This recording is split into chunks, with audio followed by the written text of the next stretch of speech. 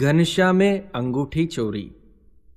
બીજે દિવસે સવારે ઘનશ્યામ સરયુ સ્નાન કરી નિત્ય કર્મથી પરવારી ભાભી પાસે આવ્યા। ભાભી રસોઈ કરતા હતા।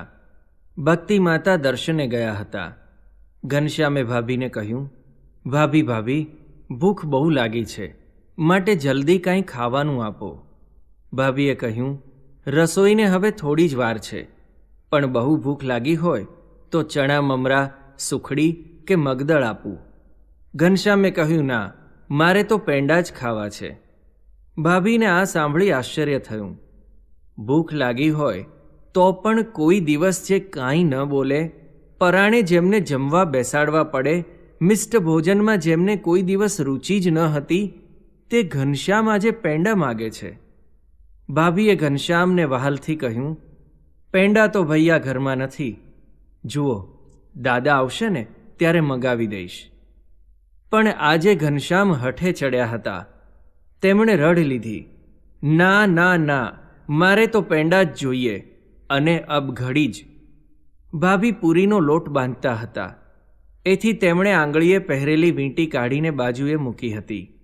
ઘનશ્યામની હઠ જોઈ તે હસવા લાગ્યા।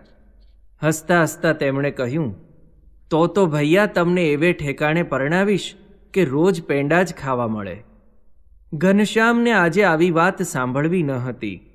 તેમણે તરત જ કહ્યું, ભાભી, હું તો વગર પરણે રોજ પેંડા, મગદળ, બરફી ખાઈશ, પણ આજ તો તારે મને પેંડા આપવા જ પડશે।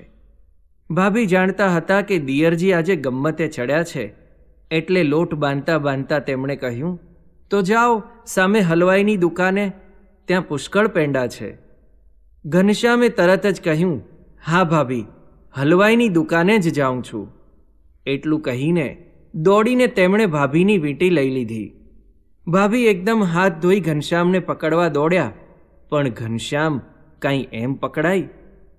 એક ઓરડામાંથી બીજામાં ને બીજામાંથી ત્રીજા ઓરડામાં ઘનશ્યામે સુવાસીની ભાભીને દોડાવ્યા।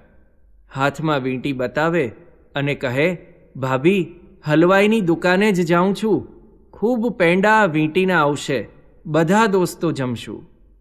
ભાભીએ હવે જાણ્યું કે ઘનશ્યામ જરૂર વીંટી હલવાઈને આપી દેશે, તેથી તેમને સમજાવતા કહ્યું, ભૈયા, દાદા આવશે તો તમને વઢશે, મોટાભાઈ પણ મારશે, માટે આમ ચોરી કરીને પેંડા ન ખવાય।